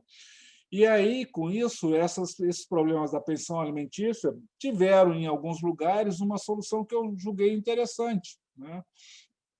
que era exatamente isso. Olha, nós vamos viver num mundo de prestação de contas que dizem que não cabe, da pensão alimentícia e de ações de revisão de alimentos, porque os alimentos não estão sendo destinados à sua função, não são necessários como foram fixados inicialmente. Então, faz diferente, né? Abre uma conta conjunta em que cada um deposita um percentual proporcional à sua renda. Então, se a mulher ganha 10 mil e o marido 5, cada um deposita 20 da sua renda líquida. E aquele dinheiro fica naquela conta conjunta que tem uma única função, que é uma conta conjunta de uma guarda compartilhada. Os valores são sacados daquela conta para as destinações respectivas, para pagar a escola, para pagar... E aí, então, já existe uma natural prestação de contas, porque, como é uma conta conjunta, os aportes são feitos no montante mensal do percentual da obrigação de cada um, eu posso acompanhar mês a mês que destino foi dado esse dinheiro, né? Que foi realmente destinado aos filhos e não para os meus interesses pessoais do genitor, né? Que recebe esses alimentos. E isso, então, me parece que diminui bastante esta angústia, para falar de novo em angústia, desses maridos ou desses provedores, que nem sempre são os maridos, mas que, em regra, quando são os maridos, odeiam que esses recursos parem em mãos indesejadas. Mão indesejada é a mão da ex-mulher, ou do ex-companheiro ou da ex-companheira. E aí, então, a nossa função como juristas, advogados, é sempre tentar achar algum tipo de solução. Claro que nós não vamos resolver o problema de todo mundo, mas, olha, quando a gente já conseguir, de alguma maneira, reduzir bastante essas dificuldades, eu sempre me lembro da desconsideração da personalidade jurídica. Olha, vocês não viveram essa época, mas, olha, fazer uma partilha na época em que a gente tinha o desquite, a separação judicial e o Código Civil de 1916, do artigo 20, que dizia que não se confundia a pessoa física com a pessoa jurídica, e aí, então, todo mundo podia fazer o que bem entendesse através da personalidade jurídica. Não existia partilha, porque todos os bens do casamento eles eram desviados através da pessoa jurídica. E ninguém tinha em mente e ninguém aplicava, por causa da independência do direito comercial da época, né? Não misturavam as coisas. E, então, havia sempre fraude na divisão dos bens. Quando descobriram a desconsideração da personalidade jurídica, já criou um problema, um receio, em parte, uma solução para os problemas que a gente consegue, pelo menos, recuperar o que foi desviado, porque tem instrumentos para recuperação e tem a noção, a ideia de que esses instrumentos se prestam para esses objetivos. O que eu posso falar, sem me alongar mais, é isso. A minha preocupação, e que deve ser a de vocês profissionalmente falando, é da gente encontrar instrumentos que amenizem as dificuldades pelas quais todos nós passamos e que tem sido a angústia de todo mundo que acaba no judiciário em processos que não acabam. Isso mesmo, professor. O que o senhor... doutor Danilo, mas... Não, professor. Para mim, foi música para os meus ouvidos. O Christian e eu debatemos muito aqui. O que o senhor nos disse é aquilo que o Christian e eu chegamos à conclusão que não basta apenas guarda compartilhada, temos que ter alimentos compartilhados também. Sim, alimentos compartilhados. Claro, por que não? A professora Fernanda, professor Rolf, colocou no bate-papo que a ideia da conta conjunta evitaria uma quantidade grande de ações que chegam à STJ, né, Fernanda, discutindo pedidos de prestação de contas em alimentos. Então eu passo, professor Rolf, agora a palavra para o professor Christian Fetter, para suas considerações, sempre brilhantes, também o professor Christian, que dispensa qualquer tipo de apresentação. Obrigado, Ana. Obrigado, imagina. A tarefa em glória é ter que falar depois do Rolf, depois do Danilo, a gente fica aqui numa sinuca de bico total, né? Mas eu queria, primeiramente, claro, cumprimentar meus colegas de grupo aqui, de estudos, Ana, Fernanda e Roberta, nosso convidadíssimo especial hoje, o professor Danilo, amigos de BDFAN que estão aqui, Eliane, Solange, meus abraços virtuais, né? E no momento em que a gente assiste produtores de conteúdo jurídico né, para várias redes sociais que precisam de 250 cortes para produzir uma fala de 10 minutos, ouvir o Rolf por quase 1 hora, a gente fica, onde é que cortou? Será que teve um corte? Será que está pré-gravado? Né? Porque é um fluxo de ideias, uma verve que me impressiona já há uns 20 anos. Eu devo ter assistido a primeira palestra do Rolf, sei lá, em 2001, lá no Ouro Minas, Palace Hotel, provavelmente, e é assim há muito tempo. É um fluxo de ideias constante e com ritmo, enfim, é impressionante. Eu fico sempre impressionado, sempre muito feliz. Né? Se não fosse gremista, talvez fosse mais querido, mas a gente suplanta essa parte. Olha, eu não ia falar de alimentos, mas essa última ideia que apareceu, eu vou contar só uma história muito rapidinha de um processo que eu tive que o casal possuía um aplicativo no celular e há mais de 1 ano eles já faziam essa divisão das despesas, né, usando umas tabelas e aplicativos, enfim. E, na primeira oportunidade, infelizmente, o magistrado disse que não havia previsão legal de homologar um acordo envolvendo um aplicativo. Claro que não há previsão legal, a lei de alimentos é de 68, né? Mas as partes ficaram muito decepcionadas, acabaram desistindo do processo e disseram que iam regular tudo de forma autônoma, sem necessidade do Poder Judiciário, e foi uma causa que, na verdade, nós perdemos, porque as partes perderam a confiança no Poder Judiciário, infelizmente. Então, aqui a Roberta está corroborando com o gremismo aqui do professor Rolf. Já fiquei em minoria, não sei qual é a posição da Ana, então vou ficar na minha aqui por enquanto. Mas é impressionante, né, como há essa falta também de pensar fora da caixinha. Mas é só um comentário à parte que eu queria falar mesmo sobre alienação parental, que é um tema que nós nos debruçamos, acho que desde o primeiro minuto, né, de elaboração do projeto de lei e da própria publicação da lei, um tema que está em xeque, né? E o que eu queria até cometer um pecadilho de capturar uma pergunta aqui, o João Ferreira, né, falou sobre alienação parental homoafetiva. Eu me lembro que em 2012 eu fui convidado para um congresso de direito homoafetivo aqui na UABDF, e a guria me ligou e eu disse, olha, posso falar, claro, direito homoafetivo, eu posso falar sobre alienação parental homoafetiva, então.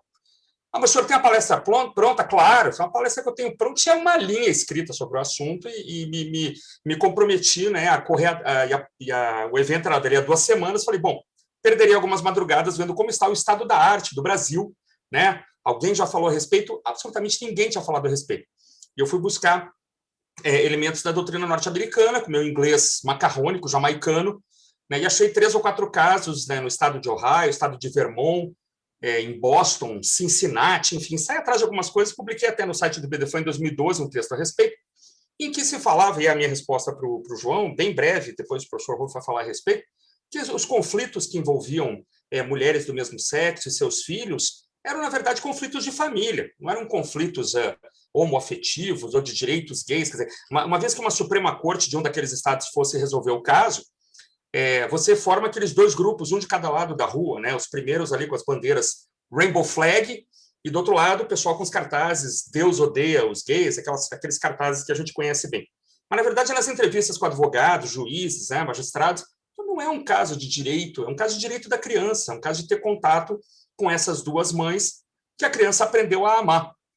Então, eu fiquei muito orgulhoso na época de conseguir produzir essa palestra em 2012, e porque abriu uma caixinha para outros institutos derivados, que também depois o Rolf desenvolveu, tanta gente escreveu a respeito, claro, né, ele falou aqui da autoalienação, né, nós já falamos sobre alienação recíproca, né, quando os atos de alienação partem dos 2 lados, né, mais recentemente a doutrina também norte-americana nos trouxe os efeitos das falsas acusações de alienação parental, que são, na verdade, uma forma de alienação parental, no meu sentido, né, se eu estou dizendo que a mãe é uma alienadora e eu estou faltando com a verdade, eu estou fantasiando ou inventando, eu estou cometendo um ato de alienação ao acusá-la de alienação. E o professor Rolf falou hoje também sobre sutilmente, mas eu entendi dessa forma, o uso de manobras procrastinatórias dentro do próprio processo, como uma forma de perpetuação do litígio e de perpetuação da própria alienação. Então, usar do processo como um modo de manter uma situação de menor convívio de uma figura, maior convívio de outra, né? E no meio de toda essa compreensão da lei que a gente vem tentando ter há cerca de 10 anos, veio a pandemia, que agravou imensamente algumas situações, né? A gente viu casos em que a pandemia foi utilizada como uma forma de amplificar a falta de contato. Vários institutos entraram no nosso vernáculo, né? Grupo de risco, linha de frente, comorbidades, de repente nossos processos de guarda Sim, João, mando depois, claro, é fácil de encontrar, tranquilo. Mas, de repente, os processos de guarda e convívio foram inundados por essa nova nomenclatura, né? Então, o pai, que era médico, não podia encontrar o filho. A mãe médica tinha que perder a guarda, né? Porque é uma pessoa que poderia ficar doente, poderia transferir, poderia... Né? Então, isso vem povoando ainda os nossos processos, porque a gente ainda está agora numa nova fase em que entram novos termos, primeira dose, segunda dose, período de imunização, de repente viramos todos especialistas em laboratórios, né, e em efeitos dessa ou daquela vacina. E eu tenho tentado, viu, aqui, Rolf, em Brasília e arredores, estudar como o tribunal vem se comportando, né, como é que o TJ aqui do DF, quais foram as decisões que foram dadas a respeito, né, é difícil fazer pesquisa aqui, porque os acórdãos são todos em segredo de justiça, então é uma pesquisa de ementas, infelizmente. Nós fizemos um pedido aqui já para que os acórdãos sejam liberados com o nome das pessoas devidamente abreviado, mas não tivemos êxito ainda. Então, a pesquisa no Rio Grande do Sul, no estado de São Paulo, é ótima, porque os acórdãos vêm inteiros e a gente pode saber como os tribunais têm se comportado. E enquanto nós estamos tentando explicar esses institutos todos, né, para os nossos clientes, para os nossos magistrados, quantos acórdãos falam de autoalienação, né, Rolf? São poucos. Quantos falam de alienação recíproca? Aqui no DF nós temos um acórdão de 75 páginas que fala sobre alienação parental recíproca. Então, no meio de todo esse processo pedagógico, né, de nós tentarmos entender a lei e passar aquilo que nós aprendemos, vem uma campanha pela revogação da lei. E uma campanha, Rolf, que no meu sentir, eu queria te ouvir a respeito, ela é muito baseada em considerações absolutamente falaciosas. Então, eu queria dar um exemplo apenas, né? Se costuma dizer que a lei foi criada para favorecer a inversão de guarda para pais pedófilos. Então, acho que todos nós já escutamos isso em algum lugar. Eu estava numa palestra uma vez na Vara da Infância, quando estávamos indo em palestras presenciais, e uma senhora levantou e começou a gritar comigo. Mas e os pais pedófilos, e não sei o quê, e estão favorecendo a pedofilia? E, mais recentemente, eu fui fazer uma pesquisa aqui no TJDF, uma pesquisa de ementas, porque, na verdade, a inversão da guarda não é nem prevista na lei. Se pegar do texto da lei da alienação parental, não prevê a inversão da guarda. Mas vamos lá, é claro que em casos mais graves, nós já vimos acontecer. Joguei lá alienação parental, apenas alienação parental, apareceram mais de 200 ementas. Depois eu pesquisei alienação parental e inversão de guarda. Apareceram 14 ementas. Dessas 14, 12 concluíram pela não necessidade de inversão da guarda. E apenas 2, ou seja, 2 em 220 e poucas, de fato inverteram a guarda. Será que é possível cravar que esses 2 pais são pedófilos? E mais, né? O pernoite de meio de semana não é suficiente para que o pedófilo exerça uma eventual tara, um eventual desvio de comportamento. Então, por que a lei da alienação parental está sendo tão vilanizada, digamos, né? Eu não sei se é no Rio Grande do Sul, hein, Rolf, que os casos de pedofilia devem estar aí, porque aqui no DF não tem. Não, a gente não vislumbrou ainda. Essa estatística está saindo de algum lugar ou estamos diante de uma falácia de argumentação? O que tu me diz a respeito disso, meu amigo? Olha, Cristian, eu acho que assim, quando surgiu a alienação parental, mais na voz do Richard Gardner, o Richard Gardner foi acusado de ser pedófilo, né? Então, eu acho que isso, a nascente da pedofilia, da associação da pedofilia à alienação parental, vem desta acusação que algumas pessoas fazem em relação ao Richard Gardner. Como eles não podem atacar a evidência que é a existência da alienação parental, que é um fato social, eles atacam a pessoa do Richard Gardner. Até porque o primeiro processo que ele atuou como perito, né, foi também uma situação em que um dos filhos se matou, né, porque estava sendo obrigado a visitar, conviver com o pai. Então, também acusam ele de ter sido responsável pela morte dessa criança do primeiro processo que ele atuou como perito, né? Então, que ele, além de pedófilo, ele também era um bêbado, contumaz, e só falam mal dele. Mas o Richard Gardner não foi o primeiro a falar da alienação parental, não foi o último e nem será o único. Falei antes que tem processos nos Estados Unidos datados de 1940 tratando da alienação parental. E aí o melhor exemplo que eu trago é o exemplo do México.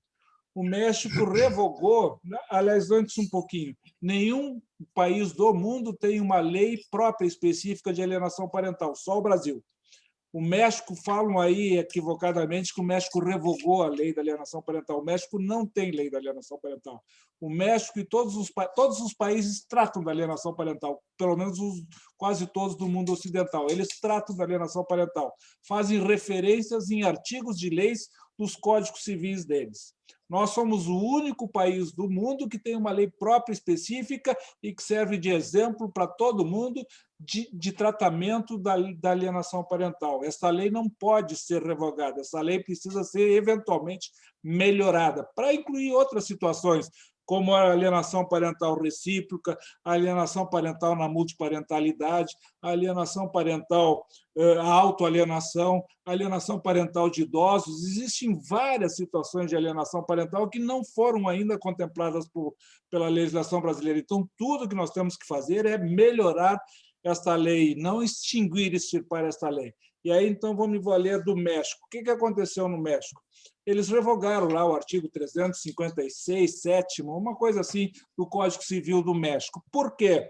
Porque o Código Civil, ao tratar da alienação parental no México, ele era extremamente radical, ele fazia o que nós no Brasil não fazemos e que tu acabou há pouco de citar, que é a troca da guarda, da custódia dos filhos, ou seja, quem aliena perde a custódia para o outro alienado.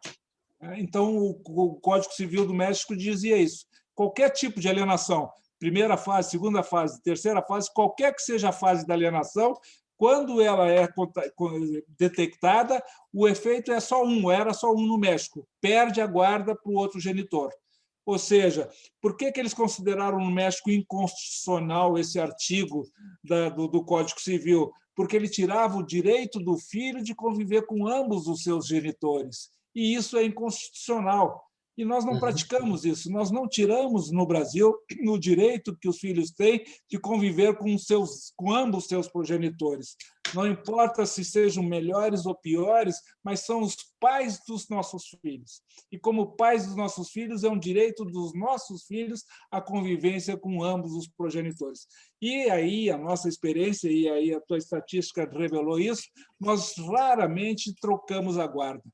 Mesmo nas situações mais extremas, isso não acontece. Vou encontrar um ou outro julgado mais ousado, mas a grande constatação, e eu, quando não sabia o que era alienação parental, tive vários processos que meus clientes ficaram 6, 7 anos sem ver os filhos, e quando eles recuperavam o direito, os filhos já estranhavam a presença dos pais, ou seja, os filhos já foram cooptados pela própria demora do processo, então nem adianta mais reverter a guarda, ou porque esse filho já é adulto, ou porque esse filho se acostumou a conviver só com o alienador. Então, não é a solução. A solução é alguma coisa que seja mais imediata, que autorize, que faça com que essa convivência não desapareça, não seja suspensa. Esse é o grande mal que nós tínhamos aqui no Brasil. Qualquer acusação de abuso sexual, o juiz suspendia a visitação. Isso levava 6, 7, 10 anos de processo. E aí, então, nunca mais recupera. Por isso que vale lá na Espanha esse ponto de encontro, porque eles não suspendem um dia sequer a convivência de um pai acusado de abuso sexual, porque ele vai, dentro do ponto de encontro, sob a supervisão dos profissionais, ele vai manter a sua relação com os filhos. E o tempo dirá se essa denúncia foi verdadeira ou falsa, mas não suspende, porque é isso que o alienador quer. Quando eu disse, ele usa o judiciário e a demora do judiciário para se favorecer da prática da alienação. Ele oficializa a alienação.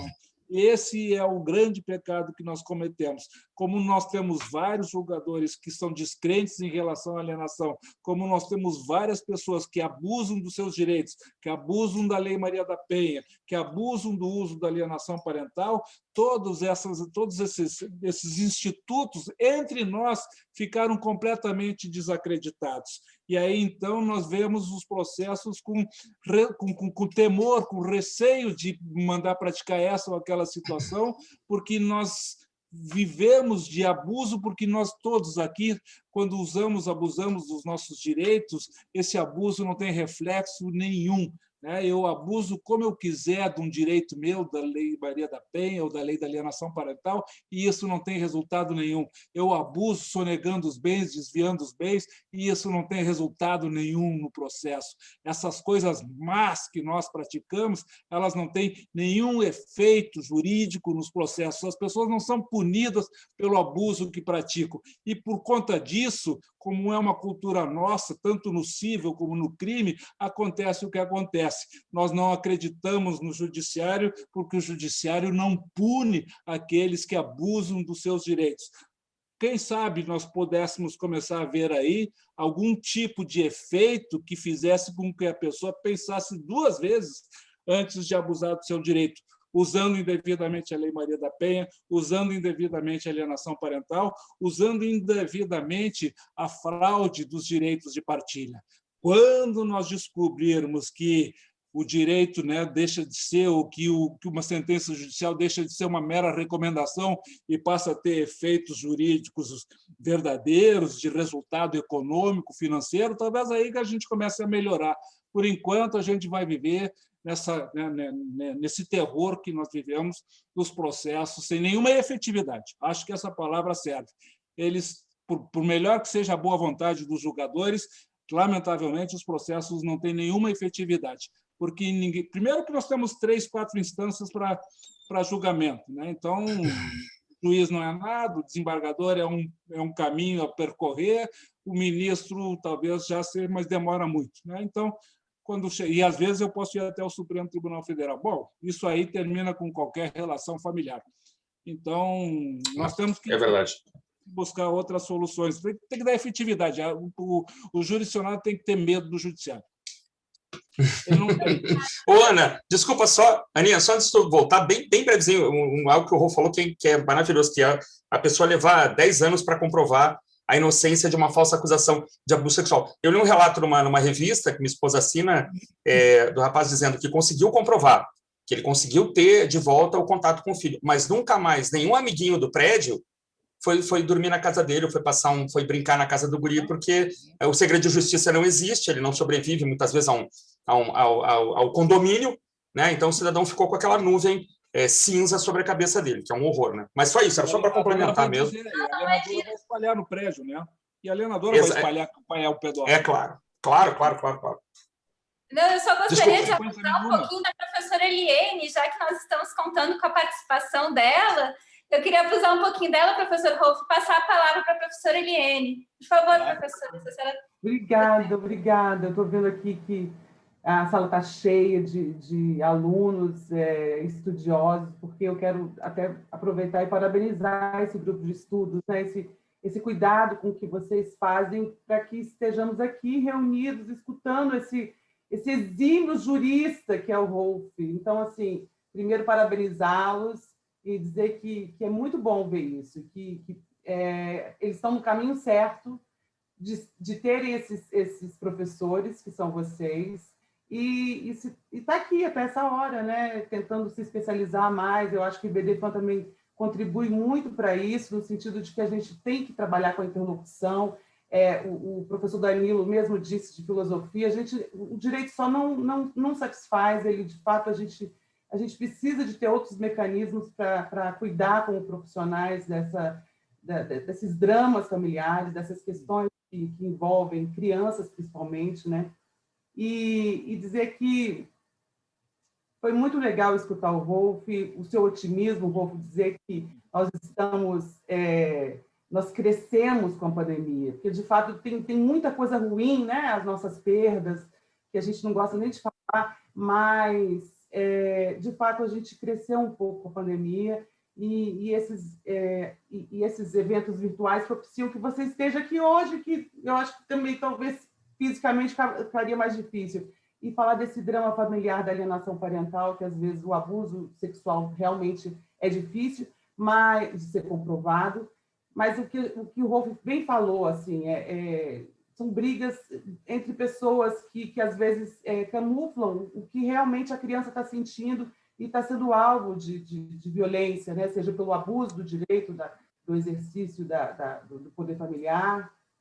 da autoridade, como a gente gosta de falar, seja pela violência, às vezes, que a lei da alienação ela é utilizada como uma perpetração da violência contra a mulher. Então, assim, tudo isso fica entre adultos. Na verdade, as crianças elas têm menos voz. Então, assim, é fazer um apelo para os profissionais de amanhã que estão aqui, terem esse cuidado, assim, de buscar na filosofia, de buscar na psicanálise, compreender esses seres humanos que precisam do nosso trabalho. Agradecer, Christian, Solange, Roberta, todo mundo que está aqui, Ana, Danilo. Ai, que maravilha ver todos vocês aqui. Rolf, que bom que você vem aqui em Brasília, mas não tem só gente de Brasília aqui, não. No chat eu vi que tem gente de fora também. Parabéns, queridos. Obrigado. Obrigada, professora Eliane. Eu vou passar, então, agora a palavra à professora Fernanda Matias, também membro do nosso grupo de pesquisa. Professora Fernanda. Professor Rolf, eu gostaria de, antes de mais nada, agradecer imensamente essa generosidade com o grupo. Foi um momento muito especial para esse grupo de pesquisa. E eu queria apenas fazer rápidas considerações, porque o professor Rolf ele falou de forma ampla e muito profunda, e esse momento que nós vivemos, ele realmente foi um momento eureka. A pandemia trouxe esse momento eureka para o direito de família, em 2 pontos: a guarda compartilhada, que muitas partes se viram instadas a usar esse subterfúgio para refazer, desfazer ou tirar alguma vantagem no âmago dessas relações familiares, e também na prisão domiciliar, né? A prisão domiciliar por dívida alimentar, ela foi objeto de inúmeros questionamentos, inclusive 3 fases da jurisprudência, uma que, num primeiro momento, decretou a possibilidade de prisão domiciliar, depois arrefeceu-se, se fez uma ideia, se baseou numa ideia de diferimento, que é pós-pandêmico, que as partes poderiam, então, ficar com a dívida pendente até o fim da pandemia, que é algo que ainda é muito incerto, e depois a jurisprudência ainda teve um terceiro passo, que foi uma ideia de que isso ficaria ao vedrio do credor. O credor é que escolheria, isso é um último caso da Lavra da Medicina, se haveria ou não a possibilidade da prisão domiciliar ou se ela ficaria diferida.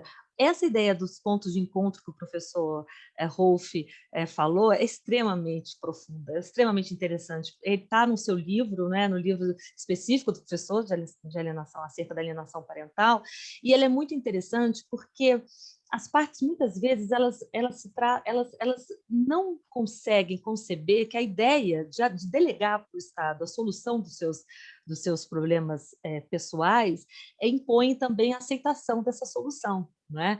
Então, esse coordenador de parentalidade, que foi a ideia muito bem sucedida na Espanha, e pelo que eu percebi, o modelo americano e argentino, impõe, não é? É uma voz que traz às partes essa responsabilização. O professor Danilo Porfírio, ele falou de 2 Brasis. Eu achei interessante, muito interessante, ao citar Oliveira Viana, por conta da questão da adoção brasileira. Nós vivemos uma realidade dúplice no Brasil, isso seria outro problema. A mediação, professor, ela é realmente talvez o melhor caminho. O senhor que é tão especializado, o professor Eliane, o professor Christian, o professor Danilo, a professora Ana Paula, sabem que seria a melhor solução para as partes. Há que se falar até que talvez no momento de pandemia, mesmo as partes não podendo se encontrar, se fizesse online, não é? Hoje as online dispute resolutions estão aí.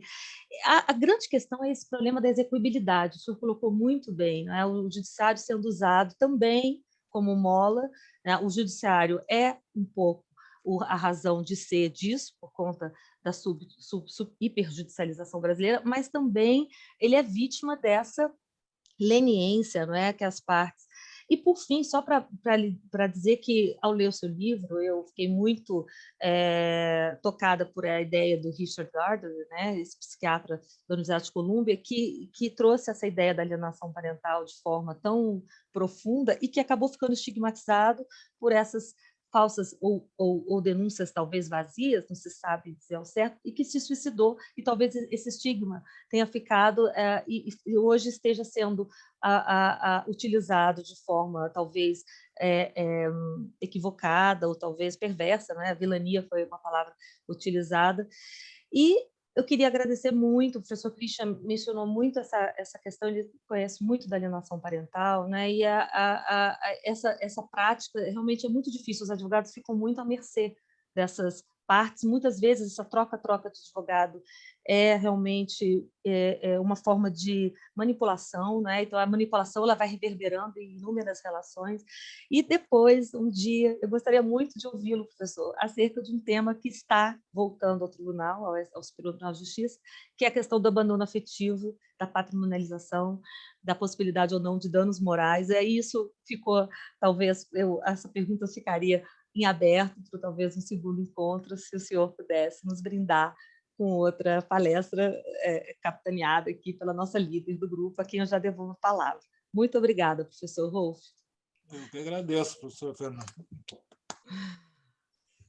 Bom, professor Rolf, eu acho que a hora já está adiantada, o senhor já está aqui com a gente há algum tempo, a gente já está abusando do senhor. E então eu gostaria de agradecer, aproveitar a oportunidade para agradecer a professora Roberta, também é membro do nosso grupo de pesquisa, a professora Eliene, professor Christian, professor Danilo, o doutor Maurício de Freitas Silveira, a professora Fernanda, todos os advogados e professores que tiraram um pouquinho do seu tempo para encontrar com a gente durante esse semestre e discutir o direito de família no IDP. E agradecer muito ao senhor, professor Rolf, porque o senhor conseguiu encerrar, eu acho que, o trabalho desse semestre de uma forma única e trouxe muito material para os nossos alunos do IDP e também para os outros membros do nosso grupo de pesquisa para a produção de pesquisa, né, na área de direito de família pelo nosso grupo de pesquisa no IDP. Então, realmente, o senhor trouxe muitos questionamentos, muitas ideias, uma visão nova, né, para o nosso grupo, que eu tenho certeza que os nossos colegas que participam do grupo de pesquisa poderão aproveitar muito para a produção da pesquisa no nosso grupo de pesquisa. Então, eu nem sei como lhe agradecer, fora agradecer também o Christian, que fez, né, esse contato com o senhor, que nos possibilitou esse contato com o senhor, e também essa possibilidade de sempre entrar em contato com os meus colegas do Rio Grande do Sul, escutar o sotaque gaúcho, que eu estou perdendo, mas ainda gosto tanto, e ver aqui a participação de pessoas de Minas, da Bahia, de diversos outros estados que o IDP está possibilitando, né, Danilo? A nós, professores do IDP, ele está nos dando esse instrumento de permitir essa troca durante a pandemia, ou seja, está nos ajudando a colher o lado bom, né, da pandemia. Enfim, então eu gostaria de agradecer. Ana. Oi. Ana, oi. Eu só queria dizer uma coisinha que eu não poderia deixar de dizer, né? Não vou tomar o tempo. Então, professor Rolf, é uma grande honra. Eu chamo o senhor de professor, mesmo o senhor dizendo que não é acadêmico, para mim e para mim é um professor. Então, eu vou pedir essa licença. Eu só gostaria de dizer que é uma grande alegria, professor, ouvi-lo, e dizer uma curiosidade, com certeza o senhor não lembra, mas a minha primeira audiência de direito de família na minha vida foi como estagiária da doutora Mônica Guazelli e foi com o senhor. Então, foi um aprendizado enorme, porque foi, na época, eu vou dizer a verdade, que foi um embate. Então, eu vi a doutora Mônica firme e o doutor Rolf firme. Então, foi uma aprendizagem muito grande para mim. Eu não poderia deixar de externar aqui, professor. O que o senhor é um exemplo. Essa é a minha intenção. Eu gostaria de deixar aqui registrado que o senhor é um exemplo de professor, um exemplo de advogado, e que o senhor fez a diferença para muita gente, mesmo sem saber, fez diferença para muita gente. Então, muito obrigada por estar aqui, e eu é que agradeço a todos os membros do grupo por terem me proporcionado estar aqui com o senhor, professor. Ana, eu é que pedir vênia para o professor Rolf, para também deixar externado, né, Ana, que o IDP trará novidades e novidades muito boas quanto ao estudo de direito de família. Então, eu peço aos colegas que aguardem que teremos novidades boas vindos por aí, né, Ana? Não é isso? Vamos ver,